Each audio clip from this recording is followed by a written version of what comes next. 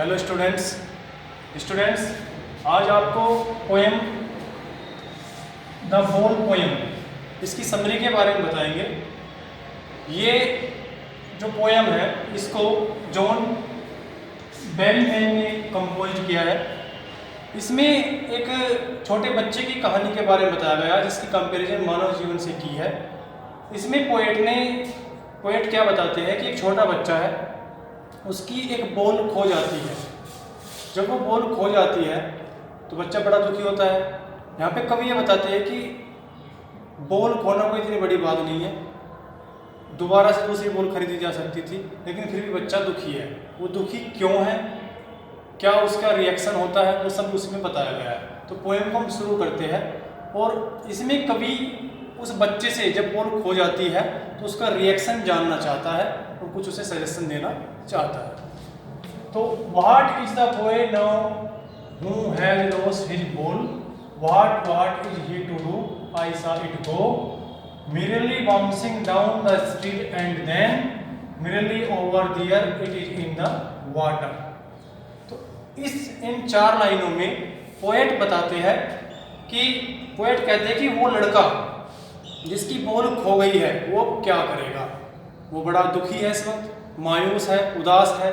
तो पोएट कहते हैं, पोएट का कहने का मतलब ये है कि मैंने उस लड़के की बॉल को उछलते हुए गली में जाते हुए देखा था और फिर वो उछलते हुए पानी में जाकर गिर गई, जो पास में ही नदी थी उसमें जाकर गिर गई। आगे क्या कवि बताते हैं कि ये कहते हैं कि वो जो लड़का है वो बड़ा दुखी है, बड़ा उदास है, बॉल को खोने से वो बड़ा ही परेशान है। No use to say O there are other ball and ultimate shaking grief fixed the boy as he stands reared trembling staring down all his young days into the harbor where।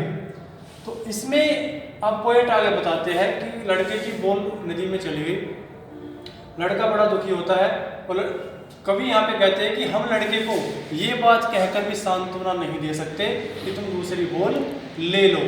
लड़का बड़ा दुखी हो जाता है, उदास हो जाता है और वो उस जगह पर आ जाता है, नदी के किनारे पर आ जाता है और वहाँ पर दुखी होकर वो उस बॉल को देखता, उस जगह को देखता रहता है जहाँ पर उसकी बॉल गिर गई थी, क्योंकि अब उसकी सारी यादें उस बॉल से जुड़ी हुई थी, जो बचपन की यादें थी, और वो सभी यादें पानी में चली गई थी, यानी कि नदी में उस बॉल के साथ चली गई थी। तो इस वजह से कवि कहते हैं कि हम लड़के को ये नहीं कह सकते कि तुम दूसरी बॉल ले लो, क्योंकि वो बॉल तो दूसरी ले सकता है लेकिन उस बॉल में अपनेपन की भावना नहीं आएगी, बचपन से जुड़ी यादें नहीं आ सकती।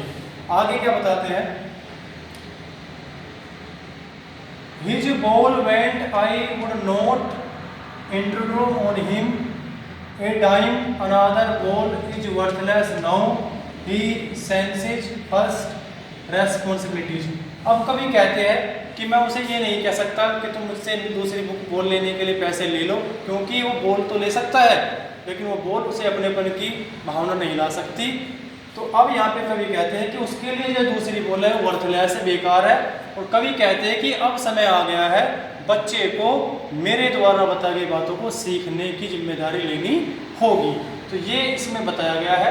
आगे बढ़ते हैं तो इसमें अब यहाँ पे हम देखते हैं कवि ने क्या बताया, इन ए वर्ल्ड ऑफ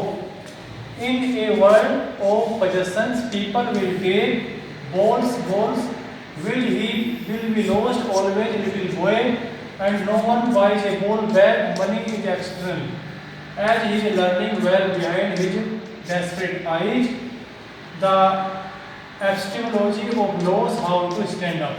अब कवि यहाँ पे बताते हैं कि बच्चे को ये सीखना होगा कि इस भौतिकतावादी युग में, इस भौतिक संसार में लोग उसकी बॉल को लेते रहेंगे और उसकी बॉल खोती रहेगी और कोई भी व्यक्ति उसके लिए बॉल को खरीद के नहीं ला सकता।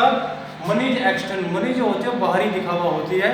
यहाँ पे कवि का कहने का मतलब ये है कि बॉल की तुलना यहाँ पे कवि ने सांसारिक वस्तुओं से की है कि अब बच्चे को ये सीखना होगा उसकी कोई भी वस्तु, कोई भी कितनी प्यारी वस्तु हो, कोई भी अपना प्यारा इंसान हो, उसको उससे दूर ले जाया जा सकता है, उसे छीना जा सकता है, उससे बिछड़ सकता है। तो बच्चे को कोई भी इन चीज़ों को वापस लाकर नहीं दे सकता, यहाँ तक कि पैसा भी उसके लिए सब नहीं खरीद सकता। अब उसे जो ये नुकसान हुआ है इसकी भावना को सहन करना होगा और इसके खिलाफ उठ खड़ा होना सीखना होगा।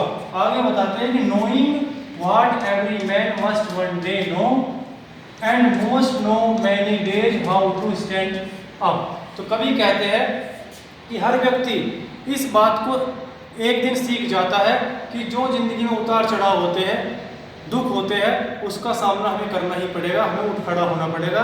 और ज़्यादातर लोग कुछ दिनों में इस बात को सीख जाते हैं कि हमें दुख का सामना करना होगा और उसके अगेंस्ट खड़ा होना होगा। यही शिक्षा कवि इस पोएम में देते हैं कि हमें सुख और दुख सभी के लिए तैयार होना होगा और हमें इन जिम्मेदारियों को अपने जीवन में उतारना होगा।